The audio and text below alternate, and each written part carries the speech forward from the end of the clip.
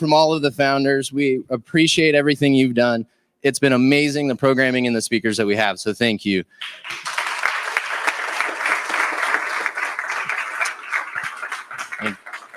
And then while I have it, since he didn't know, so I'm kind of stealing his little thunder here, but James as well has put in so much time and effort, and this event would not have happened without the both of them.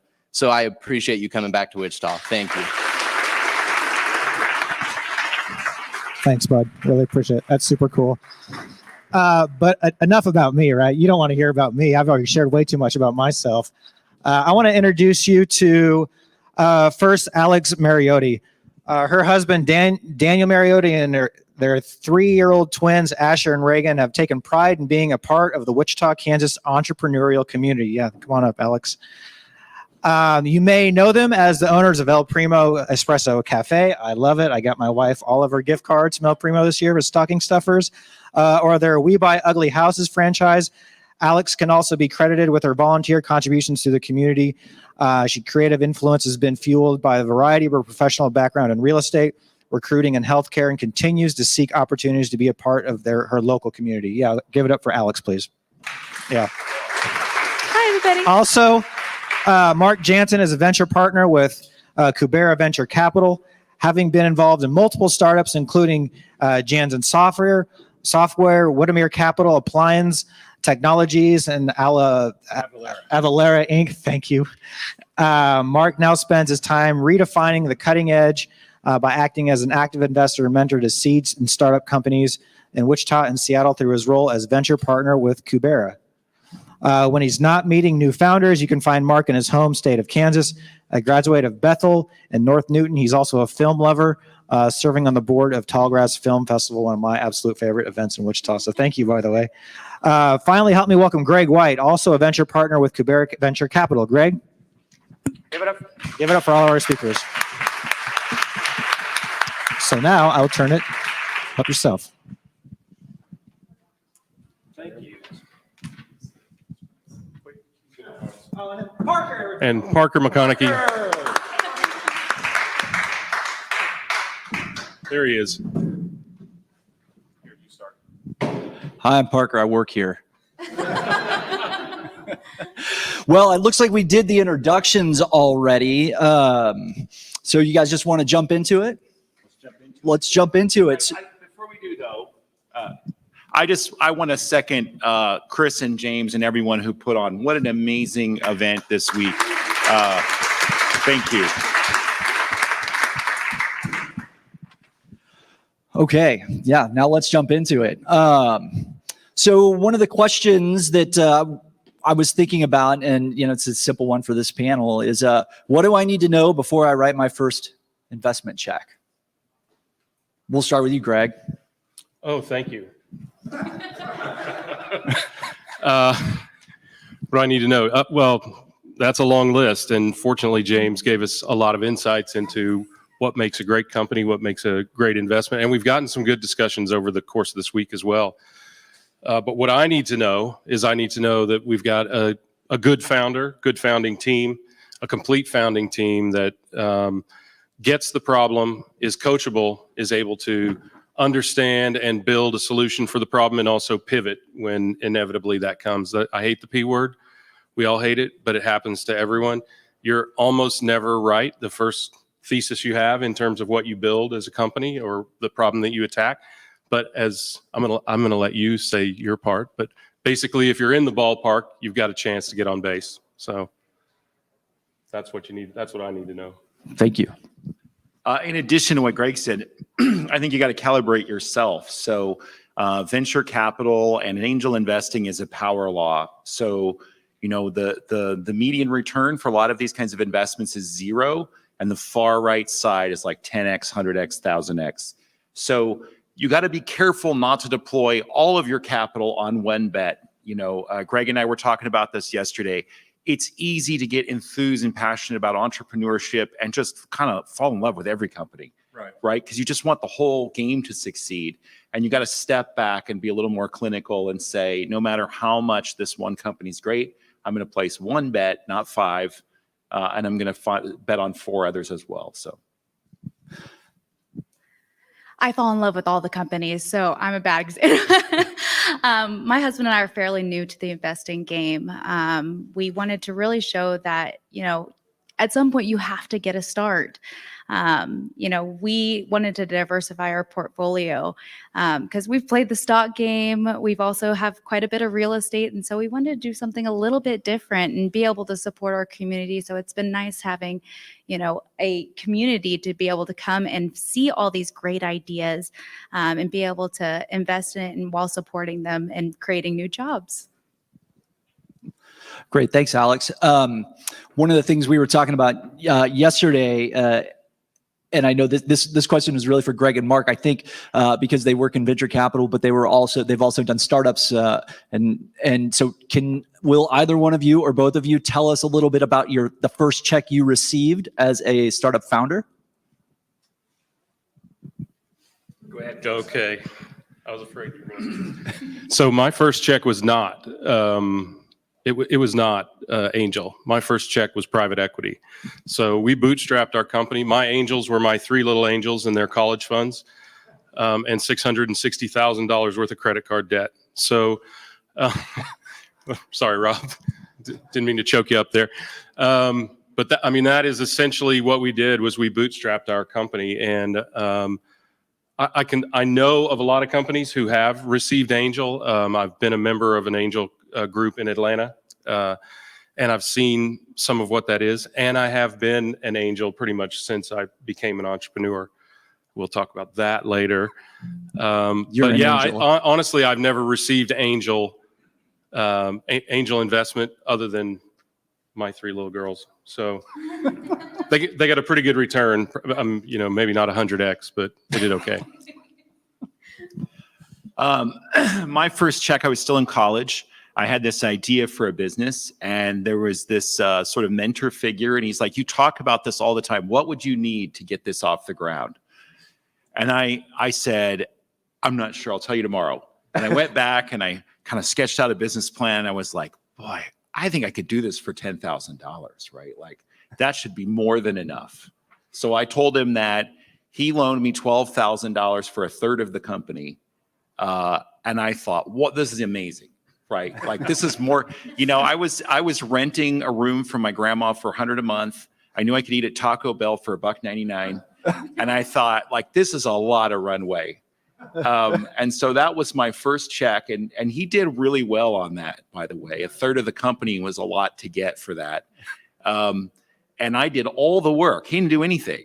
And yet it all worked out in the end. But I would say a mistake I learned from that was starting off undercapitalized on the first day, right? Just way underestimating the capital needs of the business and really stretching. If you stretch dollars too far, it just takes a lot longer, right? And while that longer happens, you can miss opportunities. The market's changing all the time. There's a great value in going fast. And going fast usually needs more capital than you have.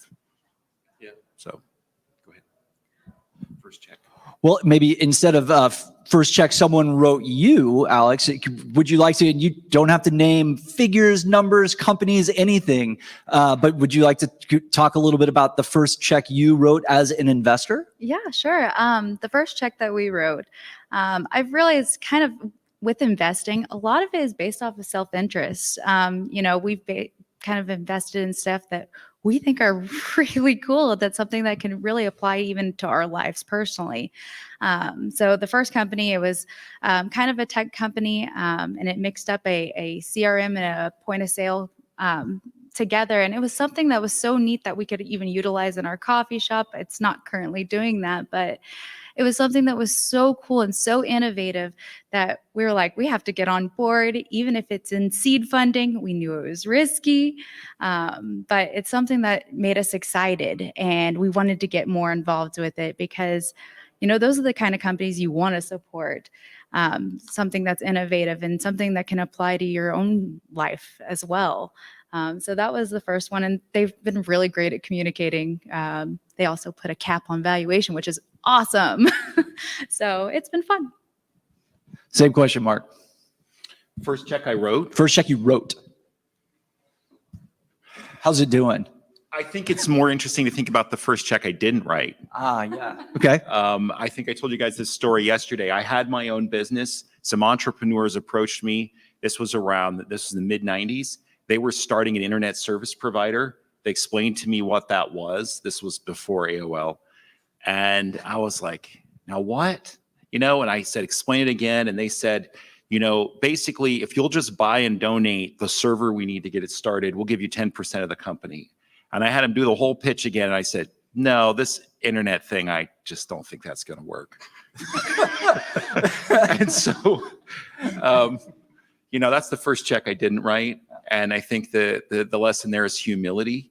Like if you have people that are technically competent with great passion, don't assume you don't know what Bitcoin is in 2005. Just because you don't know doesn't mean it's not a great idea. I agree. And I think at the same time, as Alex said, you have to invest in something you know something about. I think Warren Buffett's law of investing in stuff you use, you love, and that you know something about is really, really powerful here. So, and also my great uncle Skinny from Liberal, Kansas, always said, you never lost money on a deal you didn't do. So give yourself a break, Mark. Okay, I didn't tell you guys this on purpose yesterday when you asked me about this. Let's hear it. We're waiting. Smash Mouse. So the first investment I made was $25,000 into a company called Smash Mouse. It's a foot mouse that allows you to play YouTube videos back and forth and do all kinds of other MIDI type things, because people learn guitar on YouTube, just like everything else they learn on YouTube. So I thought it was a great idea. We did a ton of research. I had a financial advisor get involved. He's an incredible investor. He makes $1.8 million a month in his current company.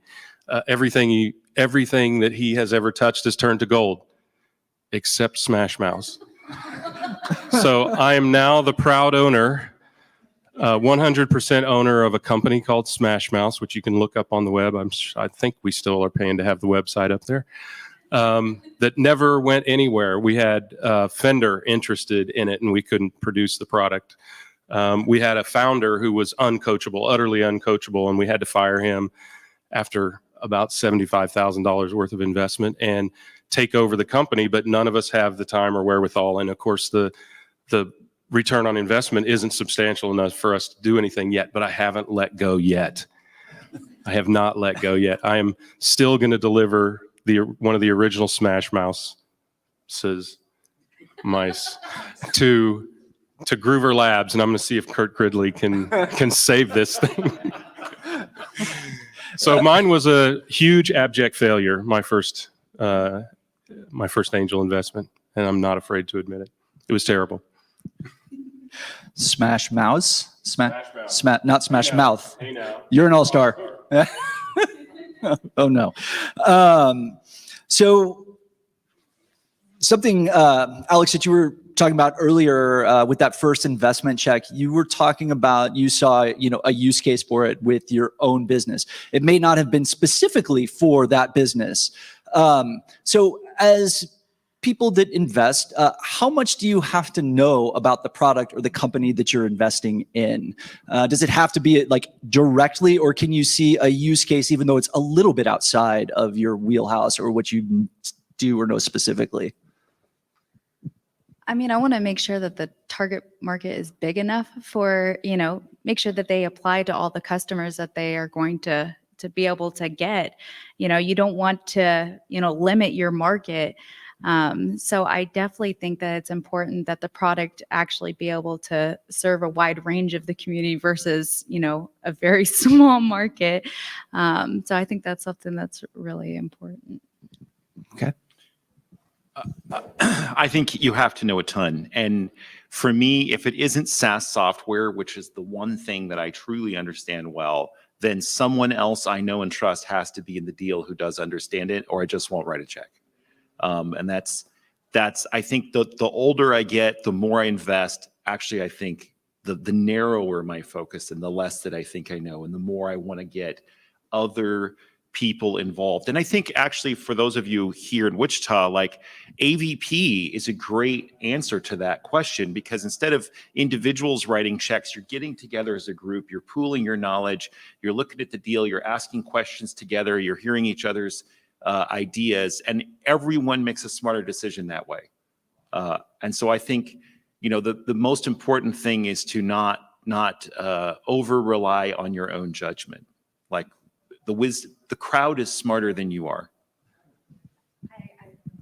You want to go? Yeah. I agree with that 100%. Especially a new investor, AVP has been, such a great way to be able to hear other people's ideas and people that are way smarter than myself and hear what they think and be able to make an educated decision on whether I should or should not invest in something. So AVP has been wonderful for that. They're also a sponsor of this panel. Well placed. I too think you have to know a tremendous amount, and like Mark, I know a lot about SaaS technology. As an example of investing where you don't know much, I'd like to tell you a little bit about a company called Smash Mouse. No, it's really important. It is really important to know. It's important to know that market that you were talking about, Alex. It's important to understand what the potential is in that marketplace and what the nuances in that marketplace are, the pivots or the expansions of functionality or capability that a product could build into in adjacent markets. It's really important to know those things because, as I said before, you're often wrong with your first thesis in terms of your company. Maybe just a little bit wrong, but you have to have eyes on what else this could potentially do. I for one, find that tremendously exciting when somebody comes to me with a product and they go, here's what we're after. And maybe it is a really niche market, like really niche POS CRM product, right? But you see where that could apply to something much, much bigger. And even maybe the founders don't. That is a really exciting experience. I want to just add to that. I think it's one thing that you learn over time too is it's far more valuable to find a founder who's in love with the problem than a founder who's in love with a solution.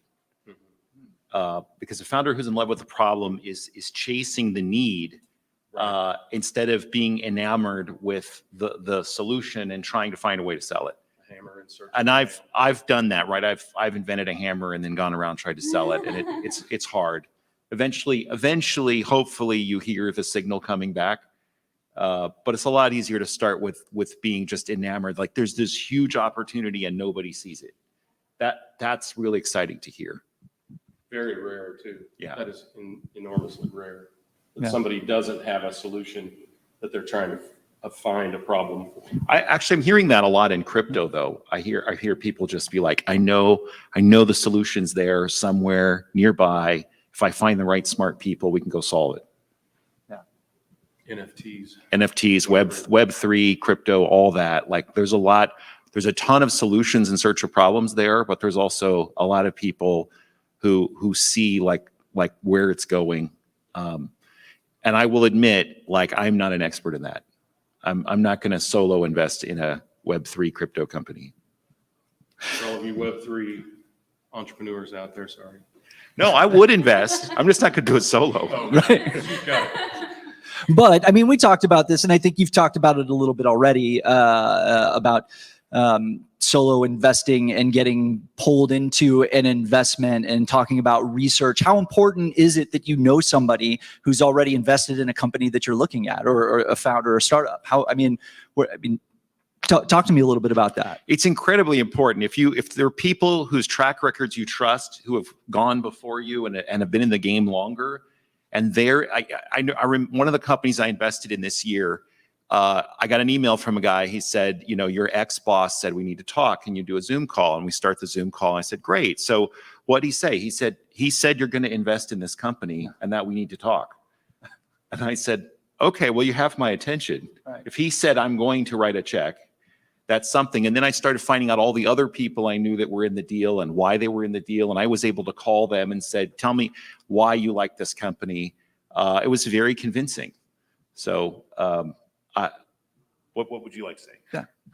So one of our second investments that we made was a medical device company, and it wasn't another founder or it wasn't another friend who invested, but we actually had a doctor friend who had used the product, and that was something that was put our excitement way over, because I mean, we actually heard that the product was amazing and they ranted and raved about the product. And so that was something that made us super confident about it, that if it's actually being utilized and it has traction and people enjoy the product, it makes you feel a lot more secure putting your money into it. So that was something that was exciting. It's absolutely critical for me because as I've possibly established, I'm not that great of an investor. Maybe I should tell you a little bit about a company called Smash Mouth. Oh, this sounds great. I want to hear more. No, I mean, I think it's important not only to both of your point, not only to know somebody, but to really know their credibility, to trust their judgment, right? And to believe that they are someone you should follow, right? James was talking about that just a little bit ago. Is we're essentially investing in a fund of other angels, right? If Josh believes in it or Tanya believes in it or Rob believes in it, then we believe in it, kind of thing. And those are just example names of people that I recognize here. But I mean, it is that kind of how that works, right? I think we basically invested off one another in Kubera, yes. Right? Because I trust his judgment, and mistakenly, he trusts mine. Yeah. Well, and so, ways to get involved with that here in Wichita, places like AVP. This panel is sponsored by AVP.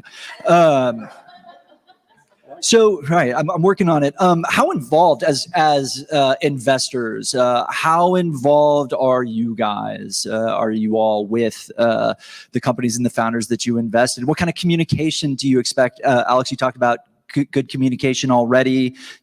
Talk a little bit about your experience about involvement and communication.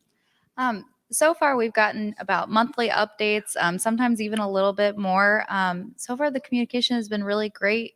As a beginner, I don't know exactly fully what to expect. So far, it's been really nice. I think over communicating versus under communicating is very important. If there's something going wrong, I want to know right away.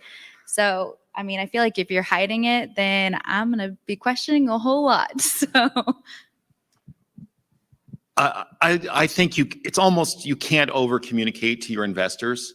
One of my favorite founders sends a monthly email. It's less than a page, and it's like the reverse of a pledge drive or a telethon. You see, he says, we got 23 and a half months of money left. Here's what we're doing. We hired these 2 people. We got these 3 logo customers. Unfortunately, we had to fire the head of engineering, and this is what I could use your help with. He always has an ask of the investors, and he always says exactly how much runway is left at the current burn rate and in the current. And so what that's great with expectations is, you want to help him. You want to open doors for him. But 2, if for some reason that plane should hit the ground, you saw it coming for 23 and a half months. Like, you're not surprised when it didn't work. And it's not like that's the first time you've heard from that person in 2 years. So I would advise any founder, over communicate with your investors. And by over communicate, I mean frequency, not volume. If you write more than a page, nobody's going to read it. But frequency is important. You can have the reverse problem, which is have a small investor who's too interested in your business and too helpful and wants to come around every day and talk and have coffee, and they're not adding value commensurate with the time they're wanting. That can be a problem as well. Want to talk to that? Yeah, that's usually your crazy uncle who invested at the angel stage. Yeah, I mean, I think the vehicles that exist, I agree completely with what both of you said already, but the vehicles that exist as tools for founders to allow you to do that, Carta has a vehicle that basically gives you a format for an email to send periodically, whatever that period is. But yeah, the good, the bad, and the necessary is, what you need, what good has happened, what bad has happened, and then kind of any kind of projection that you want your investors to hear about. But I don't get too involved with angel stage companies. When I invest in somebody at maybe a seed stage or something like that, that's when I'll get more actively involved at the request only of the founder. But at an angel stage, I think an update is sufficient for me. Those are more of a kind of a broadcast play, right? Where you're trying to touch base with a lot of really good quality companies, and the odds are even lower than what James was talking about a little bit earlier. But it, you're really just kind of trying to help light somebody's candle and get them down the road. So for me, I'm not that annoying investor unless I'm talking to, I'd like to say too, for the entrepreneur, it is far more efficient to have one check from AVP. Quinn calls in once a quarter to see how it's going, than to have the 10 or 20 people behind that all wanting to get updates independently and so forth. You have one person on your cap table, one entity. Same with Kubera. Like everyone at Kubera would help you if you ask, but you're going to have one point of contact at Kubera, and you're going to have one name on your cap table. And so it can become a problem if you raised $1 million from 40 people, right? So now that sets you up for future stages. Like you've got a big audience that you've got to keep maintaining. Far better if those 40 people all write one check to AVP, and AVP is the only person on your cap table. Again, I feel like I'm sponsorship here, but that's great. No, I mean, this is really great information. And so I have a few more questions, but we've also got an audience here, and we talked about wanting to make this kind of participatory. Does anybody have any questions that they'd like to ask? Kind of join the conversation here this afternoon. What do you wish people would pitch to you, or what they leave out? What are the things that people don't tell you? Yeah, thanks. So the question is, what do you wish people would include in pitches that they don't? Number one is use of funds. So they're like, here's what we're doing. We're raising $1.5 million. Last slide. And you're like, what are you going to do if you raise $1.5 million? Like, so it's so common that slide's missing, that it doesn't say, we're going to hire a head of sales. We've already identified the person. We're going to do this. We're going to do this. Like, you need to put in there what you're going to do with the money. And you also need to have a clear sense of what's next, right? I don't want to hear, hey, we're raising $1.5 million. We don't think we'll ever need to raise more. That is automatic veto for me. I'm out. You want to hear, we're going to raise $1.5 million. We think that gets us 24 months. When we get to our Series A, these are the metrics. Here's where we think we're going to be. We're going to have $2 million in annual recurring revenue. We're going to have 15 people on staff. We're going to have this. We're going to have this. That's what you want to see, realistic game plan. So that's a common slide that I just see missing. Well, I'll let you guys talk. Greg. No, you don't want to? No, I put the pressure on you. One of the things that I think is a really big red flag is when somebody says they have no competition at all. We had talked about that. Yeah. It's one of those things that sometimes when things seem too good to be true, typically they are. So I want to have like a realistic, view of, who is actually going to be your direct competitor, or somebody, even if they're a little bit similar. I want to hear about it and know that you're actually acknowledging and how you're going to, compete against them if, the tables turn or if they have the same idea. What slide is most often missing? Louder for the people in the back on that one. I think the competition is one, of course. I think market research is, you can never do enough market research, and nobody ever does. And I think people, they kind of soft play that market research. And I want to understand what you understand about your market. And if it's ugly, that doesn't mean no from an investment standpoint. I think that's another thing, is sharing what's ugly about the market or about the industry, or even sharing things you don't know or that you're still seeking out. That's probably the best way to present it, by the way. Information you're still seeking out. Because the thing you have to realize as a founder is that your investors want you to exceed. You know why they want you to succeed? It's their money. So they want you to succeed. So you can put those difficult topics on the table and talk about them. And you can do that as, who was talking? It was Dan Kerr saying, don't put hair on your own deal. What he means by hair on the deal is don't make it feel ugly or complicated or nasty. 40 people on your cap table is also an instant no from a lot of investors.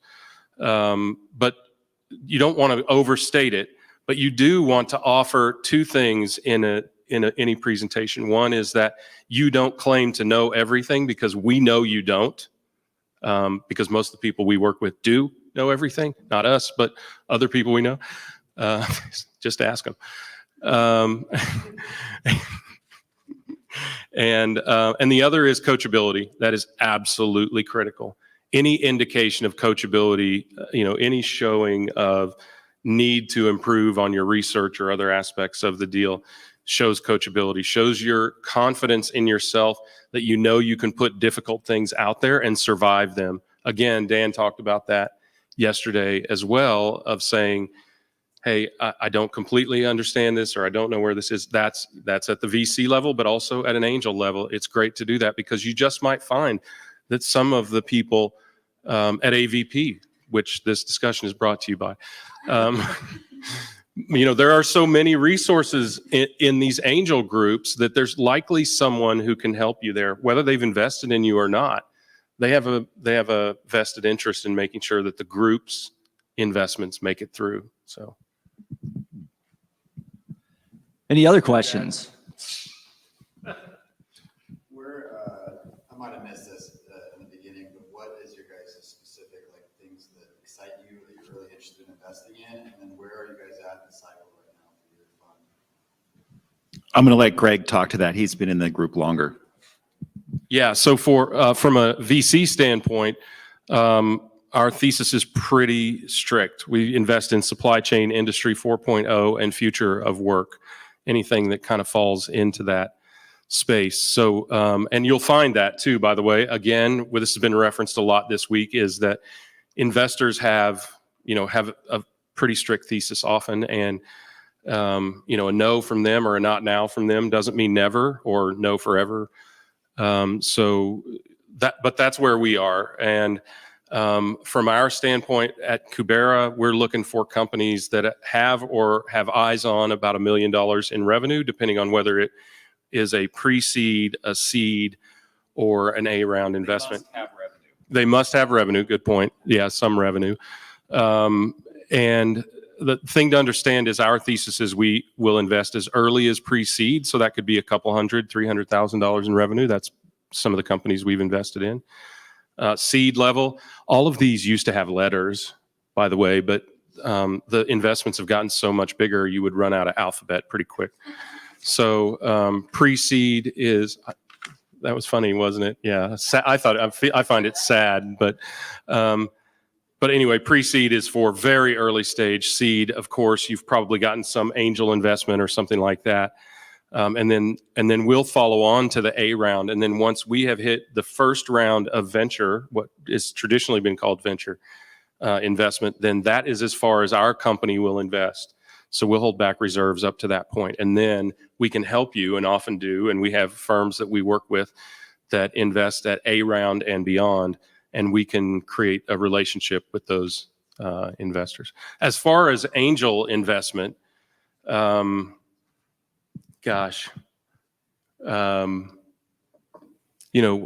now I'm excited about anything that is SaaS, right? Specifically around supply chain, there's so much opportunity there. But as, again, we've heard this week, the valuations are quite frothy. So anything that is reasonably valued, growing rapidly, those are the kind of things that most investors are looking for. You want to, I don't know if this is incredibly cliche in the investment environment, but this rule of 40, right? You want to have 40% growth or 40% margin, increase or whatever. But anyway, the company needs to be growing incredibly rapidly, especially with valuations where they are. A lot of investors are laying off anything that is not growing at incredible rates. And I've got a company that I'm on the board of directors for that's on the market right now that's not growing at that rate, and it is incredibly difficult to find investors for that company. So there's so much good stock out there, that's where the money is going. Other questions? Other questions?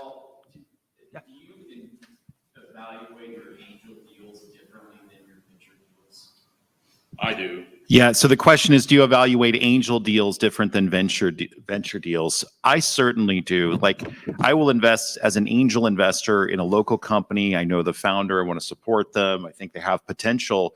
But Kubera would pass on it. Kubera needs to get at least 5 to 10% of the company. They need to get in at the right time, and that company needs to have pretty extreme growth prospects that venture capital will enable. So, really important. Some companies grow organically at a certain rate. Venture capital is useful when you can grow really, really fast, where adding more capital means grow faster. And so Kubera is going to limit its investments to those kinds of companies. And that's why SaaS traditionally extremely high margins and very sticky. That's why venture capital companies like it, because you can grow it almost infinitely big with more capital. But as an angel, I might invest in a local real estate thing, that would make sense for me as part of my portfolio, but wouldn't necessarily make sense for a venture firm. I know a guy. You know a guy. What do you want to go deeper into that question of angel versus venture? No, I think for you yourself? nailed it. Okay. I'm more altruistic when it comes to angel investing. I just like watching Mark Yeah, I'm sorry. do one of Yeah, those. Greg thinks everyone can hear him no matter how loud he talks. So. Actually, I'm not sure that. Yeah, they don't care. But there's people online. Yeah. Any other questions out there from anyone? One of the questions we talked about that we hit on it a little bit earlier, but we talked about yesterday that interests me has to do with total addressable market. In my time at Groover Labs, I've seen all sorts of different things there, and I've seen people come in and give presentations, and the number is huge. They quote or cite the entire industry, and then I've seen people get a little bit more specific, and then a little bit more specific. You guys, as investors, what are you looking for there? How big does it have to be? How specific does it have to be? Can you talk a little bit about that? Traditionally for venture capital, and Greg and Josh can comment on this too. Traditionally for venture capital, they're not going to get involved. There's at least 2 million of recurring revenue, and they're going to want to know that the right amount of venture capital through several rounds will get that to about 100 million in revenue in 5 years or quicker. That's what a VC investment looks like. That is not what a lot of great investment looks like. That's just narrowly what VC is looking for. Sorry, repeat the question again. What are you looking for? What am I looking for? In life? No. So, specifically for me, I got into this because I love the game. And when I boomeranged back to Wichita, I want to try to create the ecosystem here that I wish had existed years ago when I was trying to raise angel and venture funds. I want entrepreneurs here to have that opportunity. I think Wichita is going to be a more robust city in 10 or 20 years, the more we foster this kind of an innovation ecosystem here. And so I want to do my part to make that happen. Awesome. And make a nice return. Yeah, right. You can't leave that part out. Greg, maybe Mark kind of. Sorry, can you repeat the question again? I'm trying to remember it. Yeah. I want a big market. So $1 billion market is important because I'm investing typically in something that a VC will invest in at some point. So I think the bigger the better, and it doesn't have to be a direct market. And the other thing that is just a sidebar, and that is understanding your serviceable market. Right now we have to, because investment pitches have gotten sometimes a little bit, what do we want to say? Ethereal.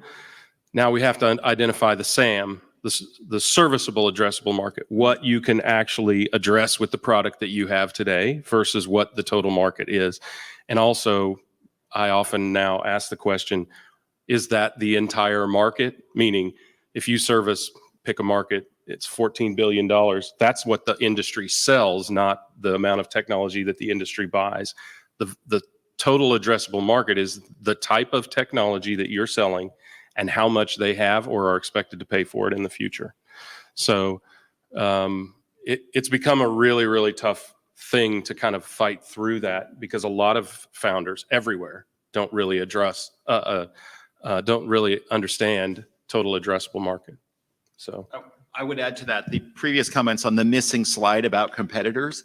Competitors are such a great way to prove the total addressable market, right? If you say the top 10 companies that we will compete with have 10.2 billion in revenue, that to me validates, well, if people are already spending that much, then I believe we could shift some of it to you. If your idea is better, you sell it better, you change the game somehow. So my point of view is a little bit different, because the couple of things that we have invested are fairly niche markets, but they're differentiated so much that it's one of those things that I think they'll be more exclusively used by the target market. So that's something that really appealed, that it's, if somebody differentiates themselves even for a niche market, it could be something that, could create a lot of value and profitability, and could be something that scales, which is something that I look for. Just because it applies to a large market, doesn't mean that it's going to succeed automatically. Any other questions from the audience? I'll repeat the question. Okay, so getting into, for instance, the accelerator of venture capital, getting into a group investor, what's the check size you need to bring? How do you get into one of those? So the question is, how do you get into a group like Accelerate Venture Partners? And maybe Josh, you want to just answer the question? Might as well get it right. And what's the ongoing expectation? Goodness. So you've done a great, let's just be real specific. It's a small audience. I think you've gotten to know a lot of folks in our group really well over the last year and a half or so. And I think you've humbly asked them for help at times. I think you show up and you're around them. And I think those are all the things that the members, you've got a couple members up here, you have members in the room that are looking for. They get to know your business. Trevor could probably talk about his experience getting to know the members or the angel investors personally. There's a lot of relationship that gets built in it. So that's kind of all the soft, like you're in the same ecosystem stuff. The reality is you got to build a real business too, right? Sorry. You got to build a real business too. And I think finding the right times, really to be popping those questions. You've been paying attention to what I'm doing with the business. You know where we're at today. Is this something you'd be investing in now? It's that you kind of showing the chops as the entrepreneur, asking for the close, but then at the same time getting the feedback, and they go, no, I really am going to need to see you have a pilot project, or you have to have that CTO co-founder in the business. They get actionable, and you're like, awesome. So you're going to invest when I come back with that, right? And then you do it, and you build the relationship. So I think those are, generically things. The other, if Quinn was in the room, avpict.com, go to the website, apply. You go slide into the Twitter DMs, any of us on LinkedIn. So we're always kind of running the all the open doors so that anybody can apply at any time. But with you being in the community, knowing people, you're doing a lot of the stuff now. Yeah, I think I understood the question backwards of that, which was, how do I become an AVP member? And I think how do I write the first check, and how much and also I think the question would be, how big would I expect that check to be? Like, what's the minimum check size to get involved? So I'll let you answer. Well, so that's awesome, because I actually wanted, what I think is so compelling about all three of them is they're all entrepreneurs. And so as investors, a huge part of why they're doing what they're doing is giving back. They have this founder first mentality. So the reason why Parker's given all the shout outs for AVP is because we meet here monthly. It's the third Tuesday of the month at 4:00. Anybody can come at our guests. We have community members. To be a member or invest in what we do, you have to be an accredited investor.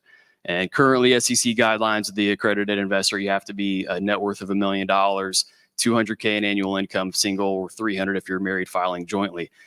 We're building some processes because we think those things are coming down longer term. There's a pretty big movement afoot to kind of reduce some of those boundaries. Essentially, the SEC keeps it in place as an investor protection.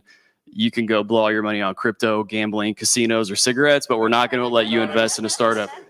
So we're trying to position things from an education and member onboarding perspective.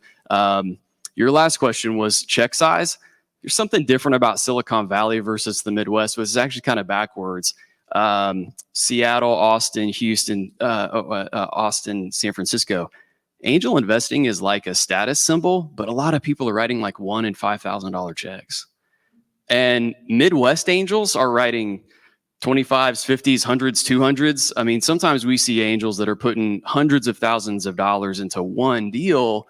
They're not really as sophisticated as some of the folks that you're hearing up here. So what we're trying to do with AVP is kind of this many hands make light work. And so, you know, a Wichita company that needs $100,000, could we have, 20 folks putting $5,000 a piece in? But honestly, the traditional Midwest models of angel investors are they're writing some pretty big checks. So our minimums, we take, I think, oftentimes down to 5, I think is some of the smaller checks that we've have had in the group. The last stats, I think we'll send wire number 12 in the next week or two in 10 companies. I think about 50 members will have invested in one of those deals, and the average check size is probably trending between 25 and 30. Can I go sit down? Or Yes. Thanks for joining the panel, Josh. So if you're a member of the group, you're not really required to invest as a group. You can Pick the deal. Right. So AVP is structured so I think it's $1,250 a year to join. You come to the meetings, people present, and then afterwards there's question and answer, and then each person individually can raise their hand and say, okay, I'm in this deal for 5,000 or 10,000. They put all of it together. If there's enough interest, then AVP will make a special LLC that pools all that money and invests in that company for those specific people. But if you join AVP, the minimum, you just pay your annual dues, never invest in anything, that's fine. But you're just coming and getting an education for $100 a month.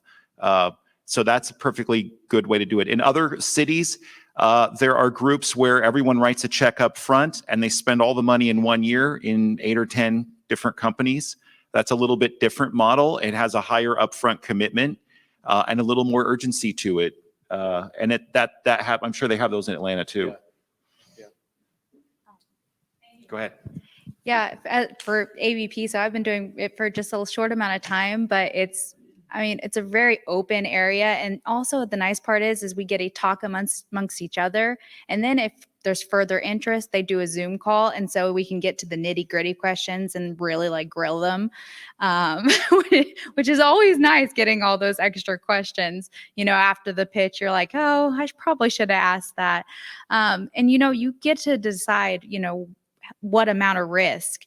We had one where it wasn't as much versus another deal that we wrote a pretty hefty check, so you get to choose, the amount of, how much you want to put, which is really nice. So it's not pressure that you have to do a certain dollar amount. It just matters how much the group puts in. And it's cool. They do a little round table. We all circle our chairs around. I know, I'm sorry. No. No, I said, how's the wine at the meetings? Sometimes it's good. Sometimes it's good. Yeah, we got some seltzer Sometimes, drinks. Josh. Sometimes. Sometimes it's good. Yeah. Just note that. Wow. Well, I think we're just about out of time. So I want to say thanks to Alex, to Mark, and to Greg for spending time up here tonight or this afternoon. And Thank you for hosting, Parker. Well, I tried very hard to get out of it. But no, this has been great, and also great to get to know you guys all a little bit more. It's been a blast. So with that, thanks for coming in. And I think there's some sort of wrap up for Startup Week. So I will drop the mic.